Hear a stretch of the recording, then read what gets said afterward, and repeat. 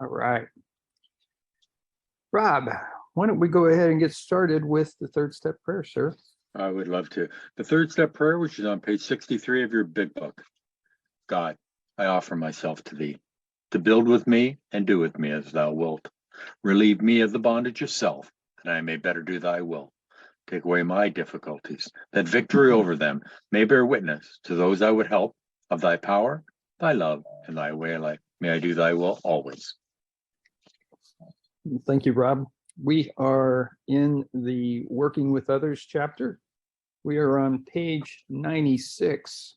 And Rob, I think what we'll do is move up to the suppose now you are making your second visit. Okay, page 96, everybody, right in the middle of the page. Suppose now you are making your second visit to a man. He has read this volume and says he is prepared to go through with the 12 steps of the program of recovery. Having had the experience yourself, you can give him much practical advice. Let him know you are available if he wishes to make a decision and tell his story, but do not insist upon it if he prefers to consult someone else. So you've got a good position here. First of all, you've got somebody that's you've talked to already. They've expressed interest, and now they're ready to go through the 12 steps. Probably they're looking to you to assist them with that. If not, then basically you're just giving them the option of saying that this is I want to do this, but I want to do it with someone else. As far as you're concerned, this is a great place to be, irrespective of whether or not they want to go through with you or with someone else. And the idea here is that there's no requirement that they go through it with you, or you have a requirement to go through it with them. There's always options of moving around a little bit here. So the other part of this too is that you would be a guide, advisor, etc., and having been through the 12 steps yourself, you've got the ability to pick up the book and actually help walk them through the different chapters and the different steps that are laid out. Rob? I always like to go back to page 18 and the squiggly writing on page 18. But the ex-problem drinker who has found this solution, who is properly armed with facts about himself, can generally win the entire confidence of another alcoholic in a few hours. Until such an understanding is reached, little or nothing can be accomplished. So remember that. You can help where others can't. And as Leo says, not everybody is meant to work with everybody else. And if they decide to go with someone else, so be it. Give them the support that they need. Remember, our whole object is to help them get through and have their spiritual experience so they come to rely and depend upon God, not on their sponsor. So please keep that in mind. He may be broke and homeless. For those that just joined us, we're on page 96 near the bottom of the page. He may be broke and homeless. If he is, you might try to help him about getting a job or give him a little financial assistance. But you should not deprive your family or creditors of money they should have. Perhaps you will want to take the man into your home for a few days. But be sure you use discretion. Be certain he will be welcomed by your family and that he is not trying to impose upon you for money, connections, or shelter. Permit that and you only harm him. You will be making it possible for him to be insincere. Okay, and so what we're looking at here is back in the 1930s, late 1930s, early 40s, time in that people used to open their homes and let people come in and actually go through a phase of detoxification and get through the DTs, which, as we've shown before, is a very dangerous time for an individual. So this is a bit dated in regards to this. It's not that you wouldn't allow somebody to come in and get sober, or at least get straight for a period of time. And but the idea here is that you're doing this for a temporary period of time. you're only doing so much. You're not actually picking this person up and starting to support them financially or otherwise. And the idea here is you're really trying to get this person set up good on their feet. And as soon as they're on their feet, then they're on their way. Just a good general idea of just being there in the very, very beginning of somebody's sobriety and providing a minimal amount of support that will help get them propped up and moving forward. Rob? Yeah, which reminds me of the old adage of give a man a fish and he'll be back tomorrow because he's hungry. Teach a man to fish and he will be able to feed himself for the rest of his life. You know, our whole idea is not to have the sponsee rely on us. They're to rely on God. Okay. And the more we give the sponsee, you know, the more they come to depend on us. And that's not the right way it should be. Now, there's also some people in the fellowship who try to take advantage of other people. They go through the group, they borrow money, and then when they can't get any more money or any more favors, they end up going to another group. Okay, just be aware of this. Okay, because the more people come to, there's people with bad intentions. You know, they're not there to get better. So please keep that in mind. You may be aiding in his destruction rather than his recovery. Never avoid these responsibilities, but be sure you are doing the right thing if you assume them. Helping others is the foundation stone of your recovery. A kindly act once in a while isn't enough. You have to act a good Samaritan every day, if need be. It may mean the loss of many nights' sleep, great interference with your pleasures, interruption to your business. It may mean sharing your money and your home, counseling frantic wives and relatives, innumerable trips to police courts, sanitariums, hospitals, jails, and asylums. Your telephone may jangle at any time of the day or night. Your wife may sometimes say she is neglected. A drunk may smash the furniture in your home or burn a mattress. You may have to fight with him if he is violent. Sometimes you will have to call a doctor and administer sedatives under his direction. Another time you may have to send for the police or an ambulance. Occasionally you will have to meet such conditions. Yeah, let's hope that if there's a situation like this, that it's minimal and that it's nothing like what they're describing here with regard to having furniture smashed or mattresses burned, and the issues and challenges that come with providing assistance to another. And really what they're trying to do is basically say, in today's terms, is that, you know, once you've started working with somebody, any number of things can actually occur, and helping and being accountable to somebody else is actually a kind act and something that you should aspire to do. This isn't necessarily meant for you to be so disruptive that this person is destroying the things that you have and that your family is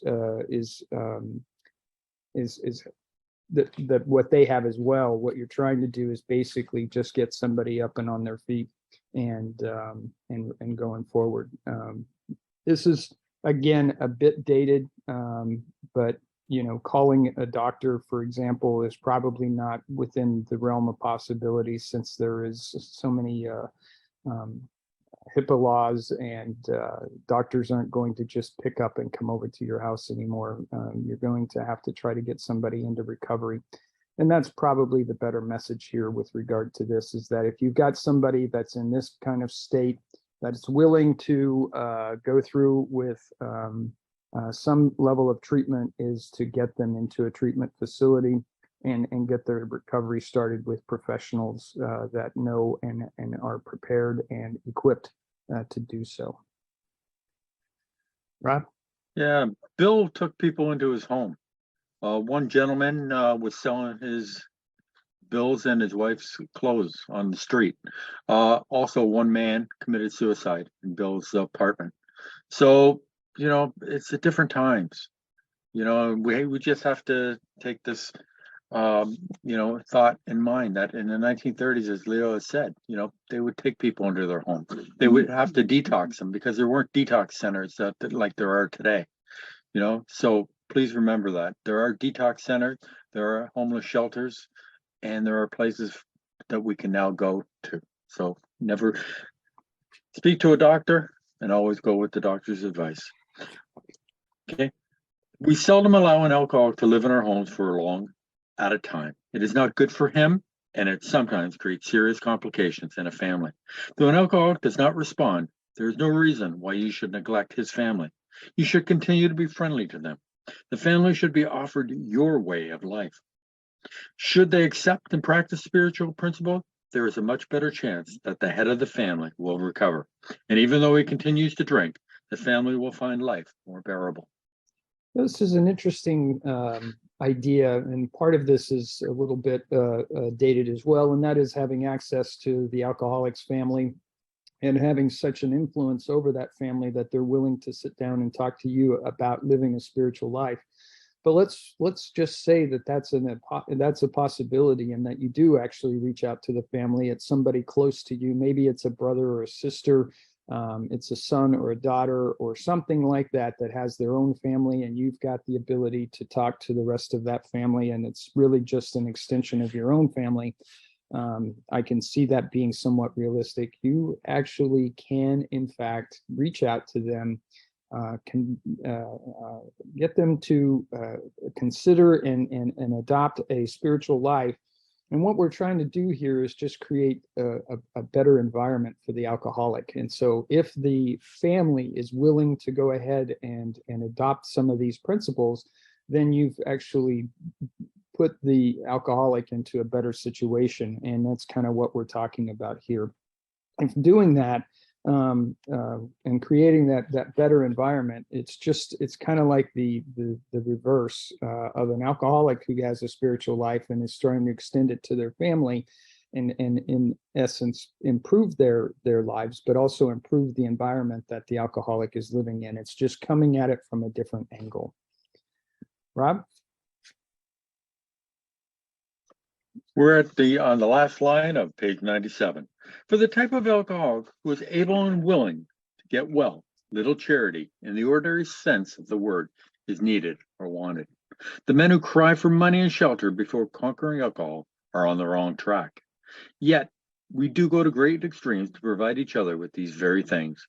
When such action is warranted, this may seem inconsistent, but we think it is not. Yeah, this is just a kind of basically just saying that what we're here to do is to help an individual get sober and recover. We're not here to prop this person up and start to support them via financial or otherwise for an extended period of time. Certainly people do, need a little bit of money here and there, or they need, shelter, or they just need a meal or two, something like that. Is certainly within the realm of possibilities and is certainly something to consider and would be appropriate. But for anything that is, hey, if I could just make the payment on my car, then I'm going to start, I'm going to be better. Or if I can just, stay here for a month or two and find a place of my own, things would be better. If I could just find a job and get on my feet, then I'll stop drinking.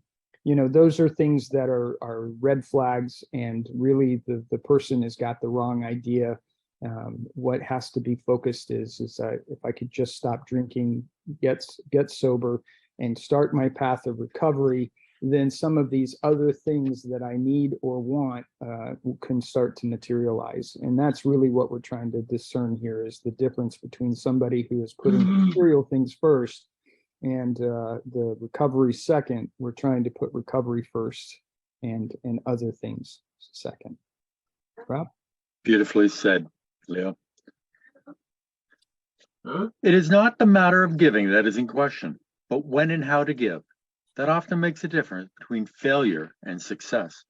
The minute we put our work on a service plane, the alcoholic commences to rely upon our assistance rather than upon God. He clamors for this or that, claiming he cannot master alcohol until his material needs are cared for. Nonsense. Some of us have taken very hard knocks to learn this truth.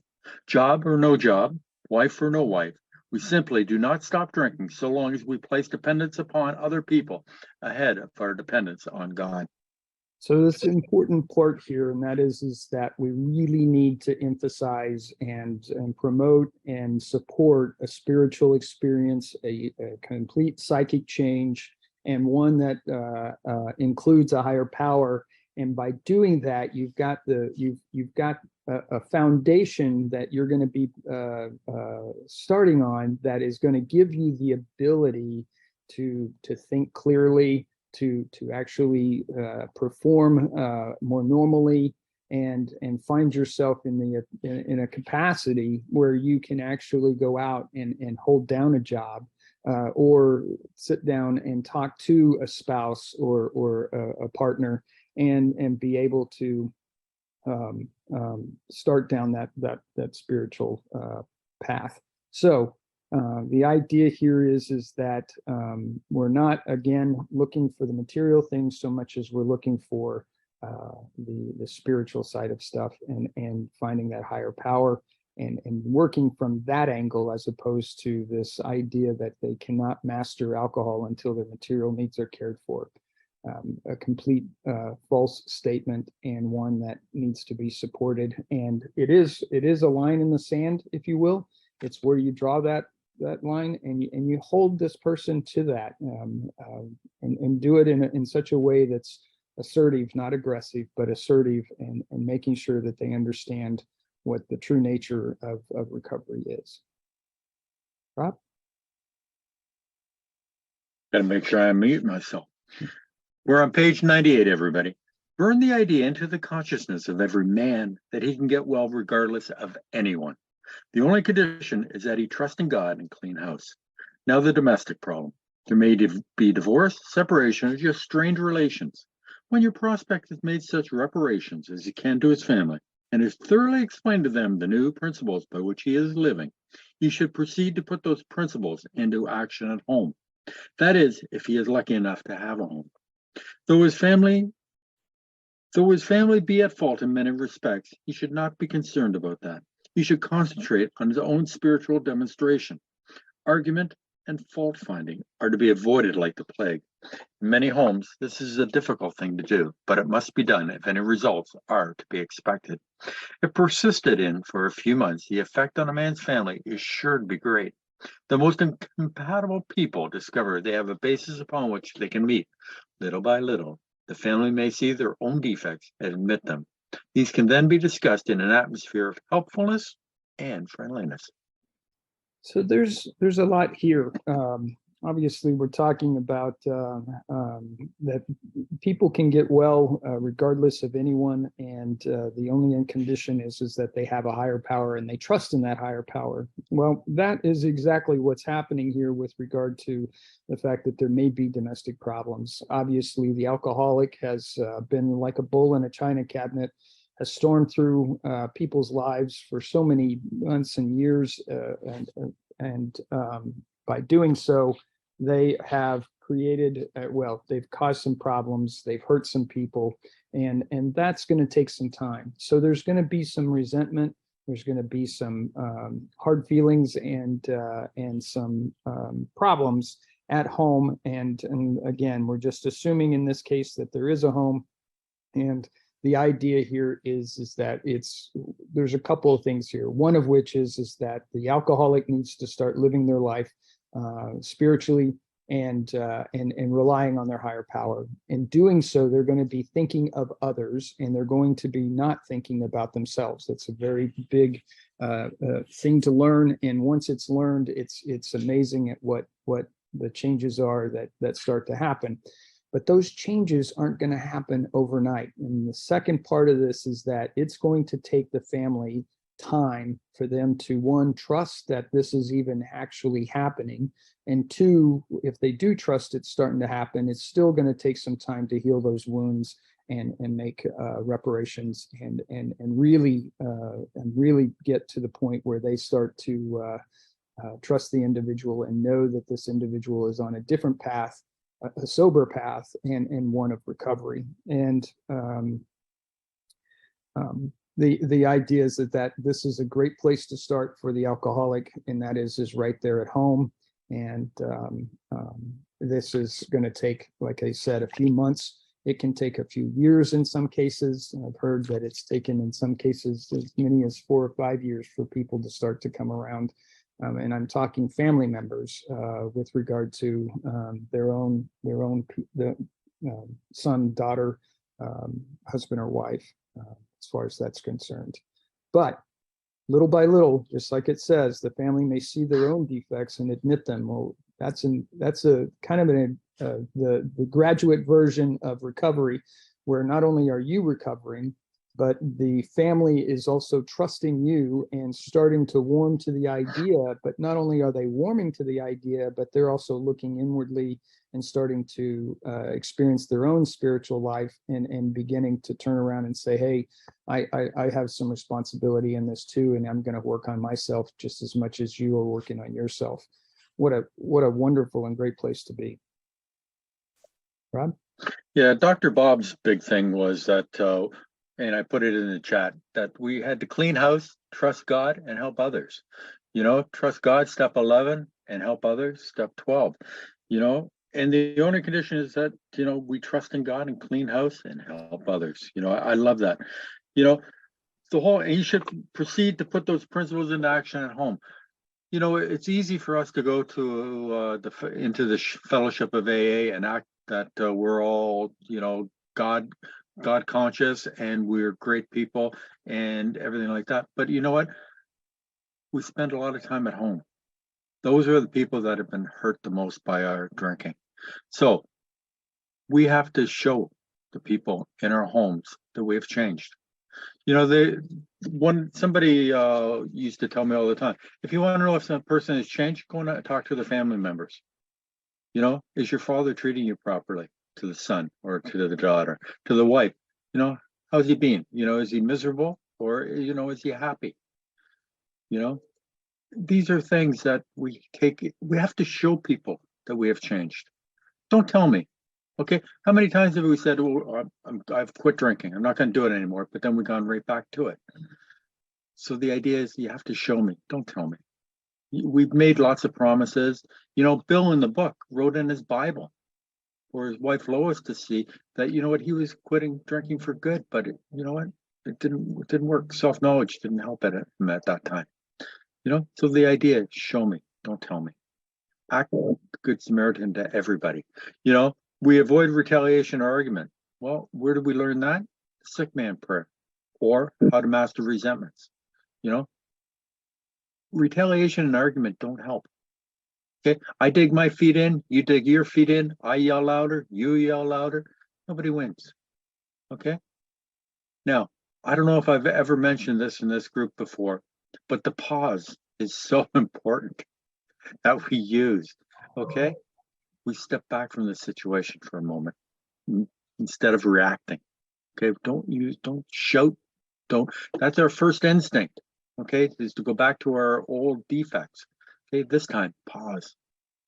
Take a moment. Think. Okay, what would God have me do in this situation? Then we can change our mode of behavior. So the pause. I love the pause. Page 99, everybody. After they have seen tangible results, the family will perhaps want to go along. These things will come to pass naturally and in good time, provided, however, the alcoholic continues to demonstrate that he can be sober, considerate, and helpful, regardless of what anyone says or does. Of course, we all fall much below this standard many times, but we must try to repair the damage immediately, lest we pay the penalty by a spree. Yeah, we're kind of in the realm of steps 10 and 11. So the step 11 here is that the alcoholic continues to demonstrate that he can be sober, considerate, and helpful regardless of what anyone else says or does. And that's basically going through your day reviewing it at night, and then meditating in the morning and asking for guidance as to how to conduct your day, etc. And then we jump to the kind of that step 10 part, where if you do make a mistake, you apologize, you make reparations, you do whatever it takes to actually undo what you may have done or said at that point. And the idea here is that if we don't, and we let these resentments back in, we start to let fears and the harms to take over, and then drinking can't be far behind. And the idea is not to relapse. And the idea here is to just understand that, one, you've improved, the family has seen it, they're starting to respond to it, but you're going to be fallible and you're going to make mistakes, and we're not perfect. And the idea here is that if you do make a mistake, that you immediately acknowledge it and make it better, and then just move forward instead of moving backwards. Rob? Yeah, the only thing I'm going to say about this is that, but we must try to repair the damage immediately, lest we pay the penalty by a spree. This is a warning. So please heed this. If there be divorce or separation, there should be no undue haste for the couple to get together. The man should be sure of his recovery. The wife should fully understand his new way of life. If their old relationship is to be resumed, it must be on a better basis, since the former did not work. This means a new attitude and spirit all around. Sometimes it is to the best interest of all concerned that a couple remain apart. Obviously, no rule can be laid down. Let the alcohol continue its program day by day. When the time for living together has come, it will be apparent to both parties. Yeah, this is going to be situation dependent. Obviously, we're talking about a couple that's together regardless of whether they're married or not, but at least they're partners. The idea here is that there's, shouldn't rush back in just because I've got a couple of weeks of sobriety under my belt. That means everything is okay and we should get back together, and all of a sudden everything's going to be fine. That's not the case here. What they're basically saying is that the individual, whoever it is that is recovering, should be sure of their recovery and have some time and effort and work under their belt. And then the opposite party here, regardless of whether it's a husband, a wife, or a partner, whatever, they should be understand the new way of life, and maybe be supportive. It should be supportive. If they're not supportive, that's probably a red flag, and they should basically sit down and talk about it. And maybe people do stay apart. There can be in such situations that the damage has been just too big and unrepairable. And so that may actually happen as well. And I know for a fact that there are some people that alcohol has destroyed the relationship far beyond any repair, and that should be acknowledged as well. Hopefully not, but that can be the case. No matter what, the alcoholics should continue their program and their path to recovery, and try their best. Rob? Yeah, I love Gary's little background. Not quite right club. That looks great, Gary. Let the alcohol continue its program day by day. We figure that's where one day at a time comes from, because it's nowhere else in the book. So let the alcohol continue its program day by day. So bottom of page 99, everybody. Let no alcoholic say he cannot recover unless he has his family back. This just isn't so. In some cases, the wife will never come back for one reason or another. Remind the prospect that his recovery is not dependent upon people. It is dependent upon his relationship with God. We have seen men get well whose families have not returned at all. We have seen others slip when the family came back too soon. Yeah, and this is just basically a continuation of the last paragraph, and that is that first and foremost, the person that's in recovery should really focus on their recovery and the aspects and the elements that go with that. And that is, again, focusing on other people and working towards that goal. But the bottom line is that they should be focused completely on their recovery and not the opposite, where they're focused on trying to repair a relationship instead of recovery. And in some cases, the family's not going to come back. I know of at least one person in the Keystone Group who lost their family and over the years has not been able to reconnect with that family, and that continues today. But the person is very happy, they're strong, and they have really focused on their own recovery, which is really what we're trying to accomplish here. And there has been times where there is kind of this codependence. So with a family coming back too soon and causing, there's still resentments, there's still harms, there's still fears, there's still a lot of hurt feelings, etc., that can actually fester and explode and then cause the alcoholic to go back to drink. And that is opposite of what we're trying to accomplish, and that can be detrimental as well. So the idea here is that the individual alcoholic should focus on their recovery, stay focused on their higher power, and let things happen as they may. Hopefully the family comes back. If it's meant to be, it's going to be. If it isn't, then hopefully they've been able to see that through their reflection each night and their meditation in the morning, and going through their step 11 and really getting in touch with themselves and being able to see it. Rob? One of the big lines that jump out at me starts at the bottom of page 99. Remind the prospect that his recovery is not dependent upon people. It is dependent upon his relationship with God. So it is dependent on God, not on my sponsor, not on meetings. Okay, that is such an important point. Too many times, the sponsee puts his relationship, thinking that, well, if I go to, 90 meetings in 90 days, it's going to work. Or if, I talk to my sponsor, once or twice a day. Remember, our whole idea is to become dependent on God. God is available 24/7, 7 days a week, and we can talk to God. Remember, we're trying to build a relationship with God, to speak to God. Remember, a relationship isn't good morning, good night. It's talking throughout the day also. Okay, so please keep that in mind. Both you and the man must walk day by day in the path of spiritual progress. If you persist, remarkable things will happen. When we look back, we realize that the things which came to us when we put ourselves in God's hands were better than anything we could have planned. Follow the dictates of a higher power, and you will presently live in a new and wonderful world, no matter what your present circumstances. Yeah, and we've just said that basically you want to live your spiritual life and stay on the path of recovery that focuses on your higher power and all of the things that go with that.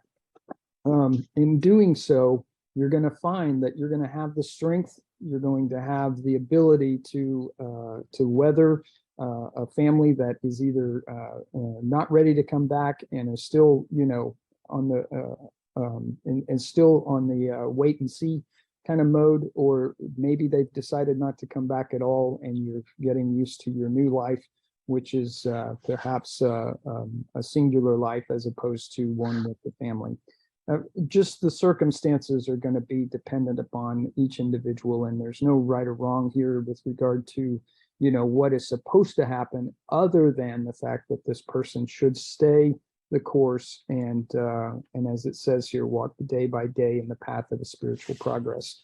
That's the idea, is just to stay spiritual, rely on your higher power, do your step 11, and focus on other people. And in doing so, you're going to find some happiness and some healing and obviously some recovery. Rob? I love the line here. If you persist, remarkable things will happen. We have a great habit of we do it for a bit and go, oh, nothing seems to be changing. Nothing, I don't see any results. And we stop doing it. Persist, persist, persist. Keep doing it. When we look back, we realize that the things which came to us when we put ourselves in God's hands were better than anything we could have planned. my days are so much better that I put myself in God's care, not trying to run the show anymore.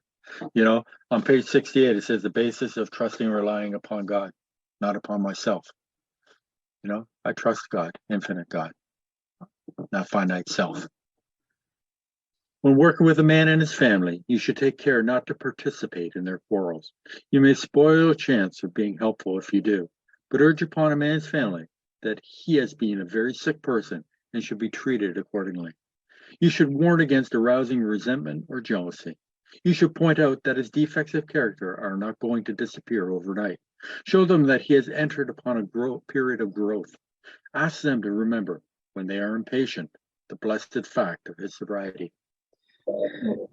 The idea here is just remind somebody to be patient. It's really about patience here. And the idea is that, they're going to want to have time with the individual. They're going to want things to be fixed immediately. And they're going to have a hard time kind of understanding that this is going to take some time. The other reminder here is that you have to remind people that alcoholics are in fact sick people, and they need to recover. And it doesn't happen overnight. It's just like a broken leg. It's not going to fix itself in a day or two. It's going to take a month or two. So the idea here is that you want the family to remain patient. You want them to understand that it's going to take some real time here, and that some of the problems that they've seen in the past are not going to disappear overnight. It's going to take some time. And in some cases, some defects are not going to disappear at all. And again, that's just a testament to the fact that we're human, we're fallible, and we're not perfect. Rob? Beautifully put, Leo. If you have been successful in solving your own domestic problem, tell the newcomer's family how that was accomplished. In this way, you can set them on the right track without becoming critical of them. The story of how you and your wife settled your difficulties is worth any amount of criticism. Yeah, and this is kind of an extension of an alcoholic can win over another alcoholic because they've been through it, they've experienced some of the similar things, and they can talk the language. Well, here we are. If you've got the ear of the family, and you yourself had to go through a separation or a situation where you actually had to solve problems before you actually repaired the relationship to the point that you could come back together. Well, there you are. You've walked down this path before, and then that in and of itself can potentially win over another family to say, hey, I've been through this. This is what I did. This is how my partner and I, solved the problems that we had, and this is how we came back together. Situation dependent. It is going to be kind of each is going to be different, but nonetheless, if you can provide that assistance, you at least can have some credibility with the family, so that they know that you've actually been through the same thing. And again, this is a little dated, but I'm not talking about just any family out there. I'm talking probably families that you're close to, maybe because they're part of the family, like I said, a brother, a sister, something like that.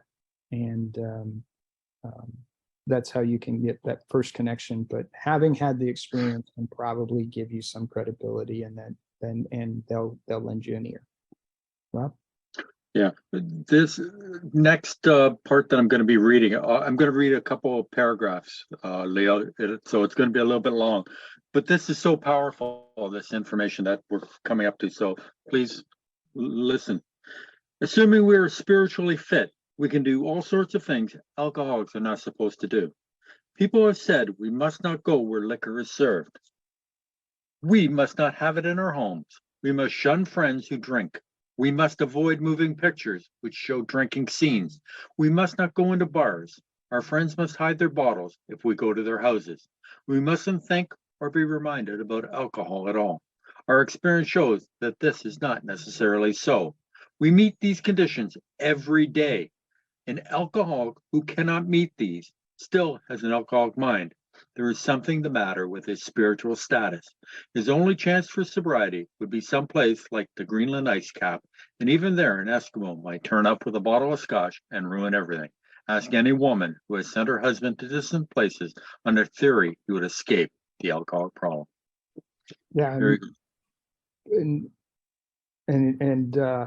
I didn't mean to cut you off there, Rob, but No, this is a powerful period of a couple of paragraphs, and what we're basically doing is dispelling some of the rumors out there that somebody that is truly spiritually fit, somebody that really has found their higher power and is relying upon their higher power, is practicing a solid step 11 on a daily basis and really focusing on helping other people, doesn't really need to worry about this stuff. And in fact, this can be dispelled completely. It's kind of like the idea is that the 12 steps actually takes the bullets out of the gun. And the idea here is that you don't have to worry about these triggers and problems if in fact you are spiritually fit and can do so. You don't have to go to distant places. You don't have to, lose all of your friends, and you don't have to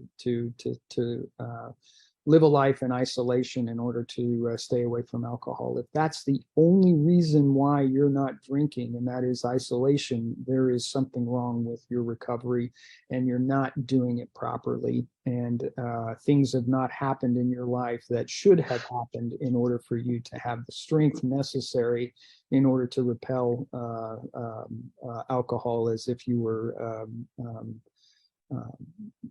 not touching a hot stove, if you remember the story about that. So that's really the basis here. You've got to be solid in your recovery. If you are, all of these things are fine. You can find yourself going to a restaurant that actually has a very, one of those really ornate bars and all kinds of alcohol. People are drinking. Some people aren't drinking. You're not drinking, and you're just fine and having just as much fun, if not more fun than most. Just as one example. Rob? Yeah, beautifully put. The whole thing is a lot of treatment centers, they talk about the triggers, people, places, and things. Okay, here in Alcoholics Anonymous, as long as we are spiritually fit, and that is the whole idea. If we are spiritually fit, we don't have a problem. We can go to these places, and it's going to tell us more about this as long as we have the right reason for being there. Okay, now, if we cannot meet those conditions, then we are not spiritually fit yet. Okay. And that's okay. I had to deal with my wife when I first got sober. That if I went into a situation and I felt uncomfortable, that I could leave. No questions asked. I would just have to go to her and say, you know what, I got to go. And, it took an awful lot of pressure off me, because my cousins drink, who I see all the time. Friends drink, they can drink normally. So my hats are off to them. I wish I could do it, but I can't. I have learned that I have to smash the idea that I can never safely take a drink. Why? Because I have the allergy. And the allergy, phenomenal craving. Once I take any alcohol in my system whatsoever, I'm going to want more. I personally cannot drink, but other people can. So why should I be such a glum lot and sit there with a miserable look on my face while everybody else is drinking? No, they can drink safely. Good for them. Good for them. And if anybody has a drinking problem, you know what? I'm part of AA, and I can give you a hand if need be. So we meet these conditions every day. If we can't meet them, we still have an alcoholic mind, which means that we're not spiritually fit. So we still have work to do. So take yourself out of those situations if you're not spiritually fit. But when you are spiritually fit, you can go to these places as long as you go with the right intentions. It is our belief any scheme of combating alcoholism which proposes to shield the sick man from temptation is doomed to failure. If the alcoholic tries to shield himself, he may succeed for a time, but he usually winds up with a bigger explosion than ever. We have tried these methods. These attempts to do the impossible have always failed. All right. And the idea it's pretty straightforward here. And so again, if you have to live in isolation in order to not drink, then your recovery is not where it needs to be. And it's doomed to failure. And I would tell you just about all the time. I can tell you that I tried in the beginning. I needed to be away from alcohol. Part of that was good. Part of it was just me getting used to the fact that I didn't have a drink in front of me, because if I saw alcohol in front of me, I was going to scheme and figure out a way to get to that alcohol and that sort of thing. But after I was able to really have that spiritual experience, when I finally stopped fighting the idea of not drinking, and I started to embrace my own recovery with my own higher power, all of a sudden it's okay for people to be drinking in front of me. My mother-in-law will experience she has a glass of wine while she's fixing dinner and stuff. It's kind of just one of her things. I have no problems being in the kitchen with her and helping to fix dinner, for example, while she's having a glass of wine. It doesn't bother me at all anymore.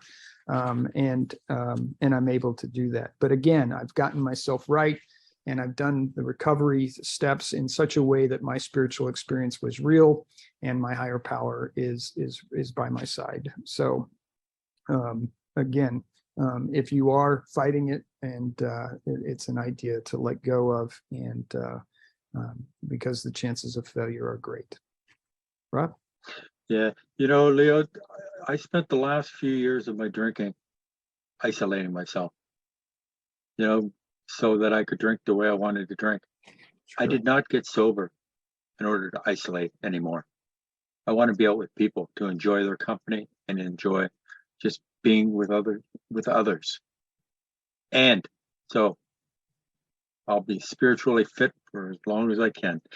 The next line is as I say, I love these two pages, 100 and 101, because of what it teaches us, that we can be with other people. We can be around drinking. We can do anything anybody else has.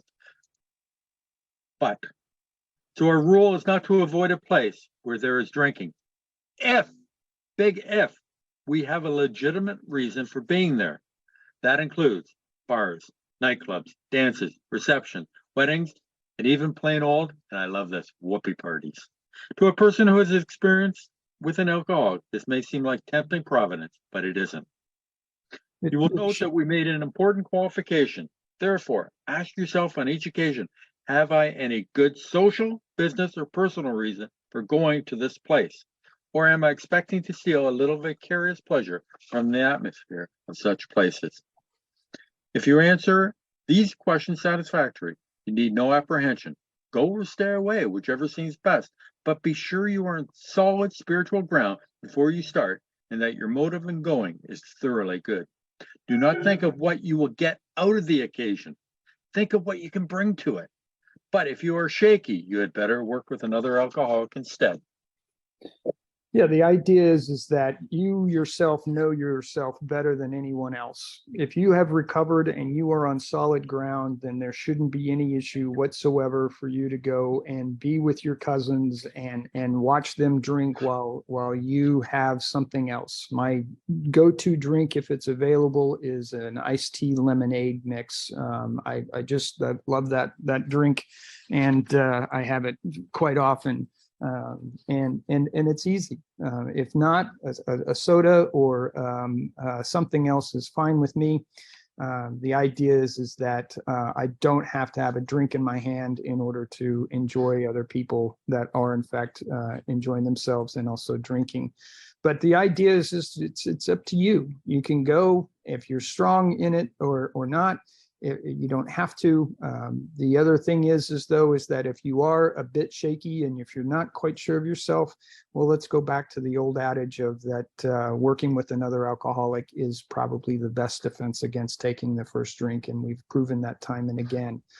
Every time I'm working with another alcoholic, including today and sitting with you all, it strengthens my resolve to not drink. But anyway, good ideas here. You don't have to avoid them. You just need to be solid in your recovery. Rob? I love the idea. Do we have a reason for being there? What are we bringing to the situation? If I'm going to my cousin's wedding, I'm going there to help celebrate her wedding. Okay. What a beautiful occasion. Two people getting married, starting a new life together. Do I want to miss that? I don't. But as long as I'm in fit spiritual condition. Why sit with a long face in places where there is drinking, sighing about the good old days? If it is a happy occasion, try and increase the pleasure of those there. If a business occasion, go and attend to your business enthusiastically. If you are with a person who wants to eat in a bar, by all means go along. Let your friends know they are not to change their habits on your account. At a proper time and place, explain to all your friends why alcohol disagrees with you. If you do this thoroughly, few people will ask you to drink. While you were drinking, you were withdrawing from life little by little. Now you are getting back into the social life of this world. Don't start to withdraw again just because your friends drink liquor. Yeah, and I'll quickly say that the idea here is that once you find yourself comfortable with your own recovery, all of a sudden you don't even have a problem explaining to other people that you are in fact an alcoholic and that the alcohol is not good for you. I can tell you to a person, whether I've just met them or if I've known them for years, I have no issues whatsoever explaining the fact that I am an alcoholic and the problems that come with that and that I can't drink. And I also will say this, and I think this is more of an age thing, but I am of an age now that when I explain to people that I'm an alcoholic and I can't drink, I get no issue whatsoever, no challenges or anything like that, no pressure to drink whatsoever. And people are actually happy that I would share something like that with them, and things kind of go well. So I'm not a part of that young college crowd where probably saying that you're not a drinker is just a challenge to see if somebody can get you to drink. That just doesn't happen anymore in my life. But that's a good place to be. If you are in a good place in your recovery, chances are you're probably also okay with explaining that recovery to others, whether they be friends or newly met strangers. Rob? Beautifully put, Leo. Do you want to bring Bill into it now? I tell you what, I'm going to try. Let's go ahead, and we've only got a couple of more paragraphs. Let's go ahead and get to the end, and then we can see what kind of time. Okay, I'll go right to the end then. Okay. Your job now is to be at the place where you may be of maximum helpfulness to others. So never hesitate to go anywhere if you can be helpful. You should not hesitate to visit the most sordid spot on earth on such an errand. Keep on the firing line of life with these motives, and God will keep you unharmed. Many of us keep liquor in our homes. We often need it to carry green recruits through a severe hangover. Some of us still serve it to our friends, provided they are not alcoholics. But some of us think we should not serve liquor to anyone. We never argue this question. We feel that each family, in the light of their own circumstances, ought to decide for themselves. We're careful never to show intolerance or hatred of drinking as an institution. Experience shows that such an attitude is not helpful to anyone. Every new alcoholic looks for the spirit among us and is immensely relieved when he finds we are not witch burners. A spirit of intolerance might repel alcoholics whose lives have been saved had it not been for such stupidity. We would not even do the cause of temperate drinking any good, for not one drinker in 1,000 likes to be told anything about alcohol by one who hates it. Someday we hope that Alcoholics Anonymous will help the public to a better realization of the gravity of the alcoholic problem. But we should be of little use if our attitude is one of bitterness or hostility. Drinkers will not stand for it. After all, our problems were of our own making. Bottles were only a symbol. Besides, we have stopped fighting anybody or anything. We have to. We certainly do. And the problems are of our own making. And that is a great reminder that we are the ones that actually caused our own problems. And the other message here is that, you can be out and about. You can be with other people. If they are drinking, just let them drink and leave it alone.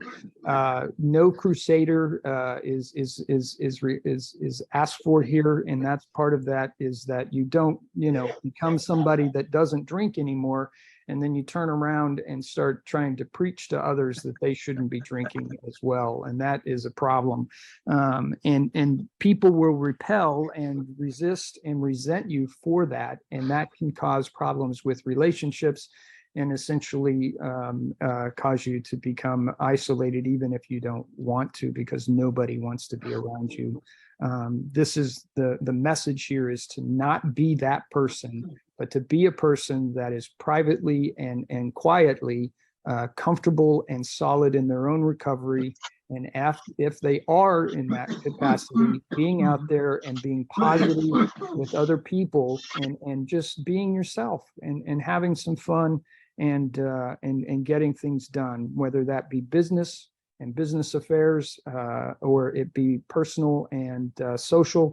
And maybe it's a wedding, maybe it's just people getting together for a holiday, or maybe it's just people getting together, period, at the end of the day. All good things, and somebody that's solid in their recovery should participate in that freely and openly. Just keep the crusader thing out of it, and you should be good to go. Okay, let's go ahead and bring Bill in for just a couple of minutes, and then we'll take it from there. Hi, this is Bill, alcoholic from New Jersey. Thanks a lot, Leo and Rob. Good job here. This chapter, basically, Bill has given us some instructions or some suggestions on how to work with new people. And he's just basically telling us what to do. And what he did here on page 98, he told us we have to depend on God. And the first new paragraph on page 98, it says, we simply do not stop drinking so long as we place dependence upon other people ahead of dependence on God. And the next paragraph, the end of it, it says, the only condition is that he trusts God and clean house. He's telling us over and over again, we have to depend on God. And on the bottom of page 99, it says, remind the prospect that his recovery is not dependent, and on the top of page 100, upon people. It is dependent upon his relationship with God. He's driving this point home over and over and over again.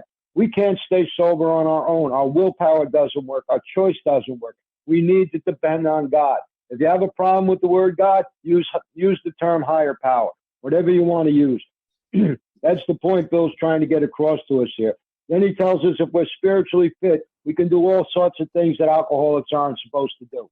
And how do we get spiritually fit? Through work and self-sacrifice for others. It told us that on the bottom of page 14 and the top of page 15.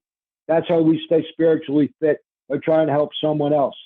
And then it talks about here, you can go anywhere that you want, and that includes bars, nightclubs, dances, receptions, weddings, even plain ordinary whoopee parties.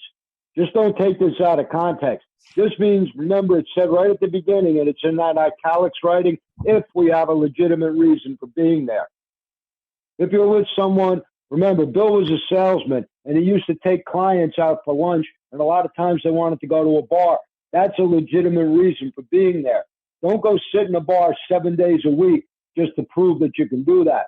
You're putting yourself in a bad position there. You know, that's not a good idea. But if you have to go to a wedding or a reception, that's fine. That's a legitimate reason for being there. As long as you got a legitimate reason for being there and you're spiritually fit, you can go there and everything should be fine. You shouldn't have any problems. And then he tells us on the top of page 102, if you're not sure, it says, but if you are shaky, you had better work with another alcoholic instead. Not go to a meeting, not call your sponsor, not pick up the coffee cups. Go work with another alcoholic. That's what will keep you sober more than anything else. That's basically the point he's trying to get across to us in here. Now, we don't have to sit at home and, you know, be a recluse now just because we're an alcoholic. If you're spiritually fit, you're capable of doing anything that normal people do. Just don't overdo it. You know, don't go sit in a bar 7 days a week just to prove you can do it, because you're putting yourself in jeopardy. But if you have a legitimate reason for being there, it's fine. That's all I got. Thanks a lot for letting me share, guys. Thank you, Bill. And Rob, we'll go ahead and close things out with the Serenity Prayer and open it up for discussion. Sounds fantastic, Leo. Thank you. Serenity Prayer. God, grant me the serenity to accept the things I cannot change, courage to change the things I can, and wisdom to know the difference.